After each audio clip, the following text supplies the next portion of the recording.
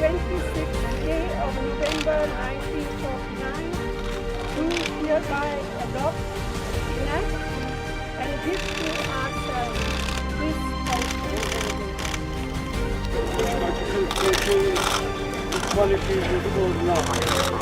The state does not deny to any person equality before the law or equal protection of the law within the territory of India.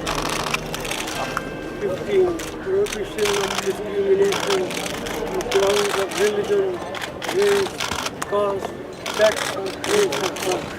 The state shall not discriminate against any citizen on grounds only of religion, race, caste, sex, place of birth, or any of them.